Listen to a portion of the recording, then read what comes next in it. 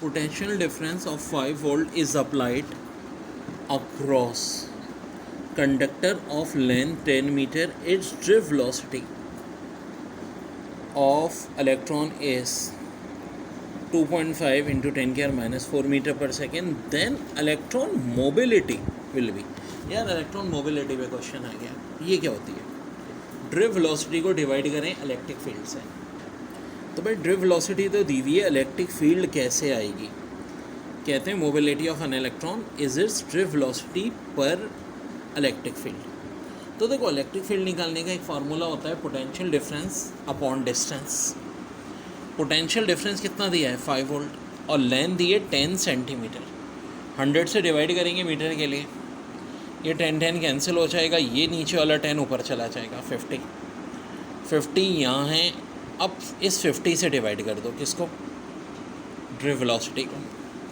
Drift velocity को 50 से divide करेंगे, फाइनल आंसर आ जाएगा 5 इंटू 10 की पावर माइनस 6. कितनी आ जाएगी? इलेक्ट्रॉन मोबिलिटी 5 इंटू 10 की माइनस 6. बहुत इंपॉर्टेंट है. फिर एक और बड़ी है MCQs है. A conductor behave has super conductor at. तो करेक्ट आंसर है critical temperature. Two wires A and B of the same material having radii in the ratio 1:2 carry current in the ratio 4:1. The ratio of drift velocity of the electron in A and B is. देखो बहुत technical सवाल है, बड़ा ही धुआंधार. Current का ratio है 4:1, radius का 1:2. देखो drift velocity के फार्मूले में ऊपर करंट होता है, नीचे charge density into charge of electron. Area का अलग होता है πr². वेल बाकी चीज़ों को नज़रअंदाज करो, बस हम ये देखते हैं. तो करंट का जो रेशो है 4:1 है, रेडियस का 1:2 है. सवाल में दिया हुआ है. मैथ्स के रूल के तहत ये जो नीचे वाला 2² है ये ऊपर आके मल्टीप्लाई हो जाएगा. 4 इंटू 2 का स्क्वायर, हाँ जी, क्या हो जाएगा? 16. तो करेक्ट आंसर होगा 16:1. फिर बता दूँ, बड़ा अच्छा है और इसको हम डायरेक्ट ट्रिक बना के भी कर सकते हैं. करंट अपॉन रेडियस के स्क्वायर से कर लेंगे हम आइंदा. 4:1 है, ये 1:2 का स्क्वायर है, तो आंसर आ जाएगा 16:1. एक और अच्छा सवाल कह रहे हैं, choose the faster factor which the orbital velocity does not depend when the satellite is arbitrarily close to the surface. तो किस फैक्टर पे डिपेंड नहीं करती है? तो मास ऑफ सैटेलाइट से कोई ताल्लुक नहीं होता. Current of 10 ampere is maintained in a conductor of cross section 1 centimetre square. If number of density of free electron be 9 into 10 की power 28, the drift velocity of free electron. देखो बेटा current 10 ampere दिया है, area centimetre square है. जब इसे metre square में convert करेंगे तो हो जाएगा 10 की पावर -4. ई से मुराद चार्ज ऑफ इलेक्ट्रॉन, ये फिक्स्ड है. और ये जो आपको डेंसिटी दी है 9 इंटू 10 क्या 28. देखो बेटा 28 में से 19 माइनस करो 9 में से 4 माइनस करो 5, 10 की और 5 बची. अब यहाँ 1.6 और ये 9 मल्टीप्लाई हो रहे हैं. 1.6 देखो, अब ये जो है ना -5, ये भी ऊपर जाके -5 हो जाएगा. एक काम हम और कर सकते हैं, वो क्या? 1.6 को इंटू 9 है ना, इसे अगर मैं 16 बनाऊँ तो ये ऐसे बनेगा और ये 10 भी ऊपर चला जाएगा. ठीक है, सो 100 डिवाइड बाय 144, ये आता है 0.694 इंटू 10 की -5. डेसिमल को यहाँ लाना है 6.94, तो इसको क्या करना पड़ेगा? -6 करना पड़ेगा. फाइनल आंसर ड्रिफ्ट वेलोसिटी का 6.94 इंटू 10 की -6 मीटर पर सेकेंड. कंप्लीट हो गया बच्चों. बेटा फिर बड़ा प्यारा सवाल है, wire of resistance X is drawn out so that its length is increased to twice its original length. and its new resistance become 20 ohm, then x will be। तो बेटा x होता है L square equal to R dash. मैं देखो concept समझो, शुरू में resistance x थी, हमने क्या किया, हमेशा लेंथ का स्क्वायर हो तो ये बढ़ती है। ये देखो ऑलरेडी फार्मूला लिखा है, पुरानी रेजिस्टेंस को लेंथ के स्क्वायर से। पुरानी रेजिस्टेंस नहीं दी हुई हमें, ठीक है, नई रेजिस्टेंस दे दी है 20, और इस पुरानी रेजिस्टेंस को x का नाम दिया और पूछ रहे हैं x कितना होगा। तो भाई लेंथ इन्होंने कितने टाइम दी है, ट्वाइस दी है, तो यहाँ l की जगह 2 आ जाएगा। 2 का स्क्वायर 4, 20 के 4 से डिवाइड करो तो इसका मतलब है ओरिजिनल लेंथ 5 थी, रेजिस्टेंस 5 थी। ऑफ कोर्स 5 को लेंथ के स्क्वायर से मल्टीप्लाई करो तो क्या हो जाएगी 20, तो करेक्ट आंसर है 5। बड़ा अच्छा क्वेश्चन है। Certain piece of copper is to shape into conductor of minimum resistance, its length and diameter should respectively be. तो प्यारे प्यारे बच्चों, बड़ा ही प्यारा सवाल है कि अगर उसकी जो लेंथ है आपसे पूछ रहे हैं और डायमीटर क्या होगी मिनिमम रेजिस्टेंस के लिए। बेटा देखो मैंने ये ट्रिक्स बताई थी कि length directly, resistance directly proportional होती है लेंथ के स्क्वायर के, और डायमीटर और रेडियस की पावर 4 के इन्वर्सली प्रोपोर्शनल होती है।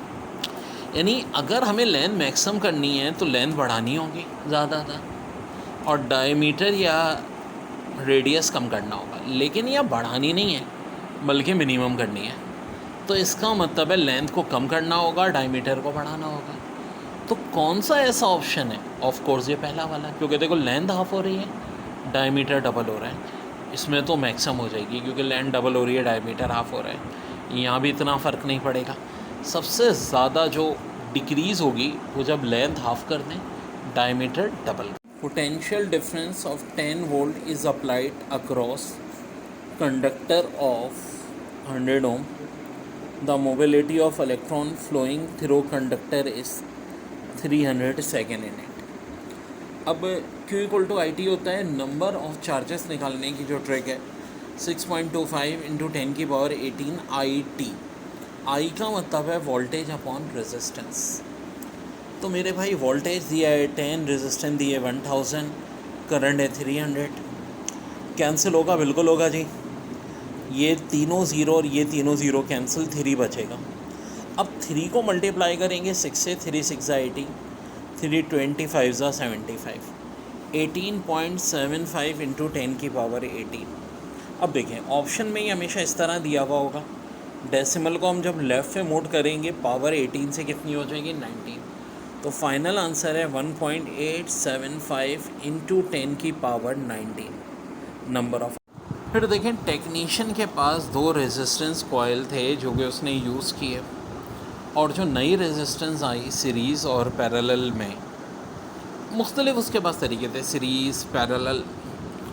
तो ये 4 कम्बिनेशन आए, 3 4 12 16। तो आपसे पूछ रहे हैं ओरिजिनल रेजिस्टेंस क्या होगी। तो देखो यार, पहली बात तो ये जो कम्बिनेशन आएंगे, एक तो इनकी होगी सीरीज़ वाली वैल्यू, सीरीज़ में क्या होगा 2 का सम। अब ये ऑप्शन है, बाकी एक वैल्यू वो खुद होगी, ठीक है, 2 वैल्यूज़ वो खुद होंगी। तो देखो यहाँ है 3 4 12 16, एक ही ऑप्शन हो सकता है 4 और 12। 4 और 12 का सम क्या हो जाएगा 16। 4 खुद भी आना चाहिए, 12 भी खुद आना चाहिए, 7 और 9 तो आ ही नहीं रहा है यहाँ से देखो तो, ठीक है, नहीं आ रहा। और 4 16 भी नहीं हो सकता क्योंकि इसका सम तो 20 हो जाएगा, 20 ही नहीं है ऑप्शन में। और 4 और 12 का जब पैरेलल लगाओगे तो भाई 3 हो जाएगा, ठीक है, सीरीज़ में 16, पैरेलल में 3। तो करेक्ट आंसर क्या हो जाएगा ऑप्शन। बड़ा ख़तरनाक सवाल है। बॉडी इज़ मूविंग अलोंग आ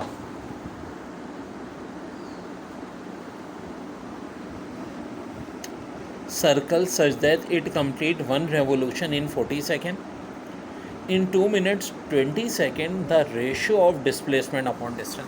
यार ऐसे सवाल तो देने चाहिए, बड़ा अच्छा कॉन्सेप्ट है। 40 सेकेंड में ये एक कंप्लीट रेवोल्यूशन हुई, यानी डिस्प्लेसमेंट हो गया।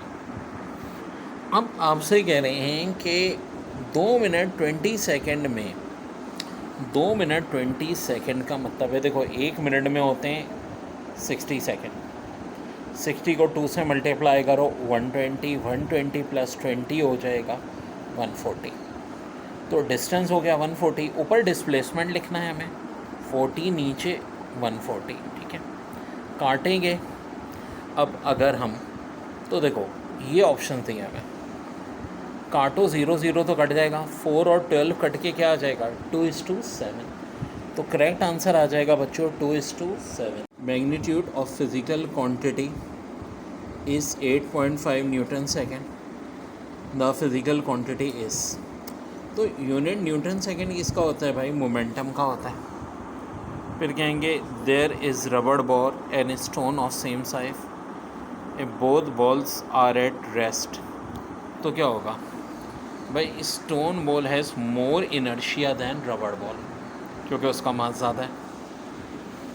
फिर कह रहे हैं space craft continue moving in space with uniform speed because, पहला कह रहे हैं no force of friction due to air act on it, बिल्कुल सही भाई बात है।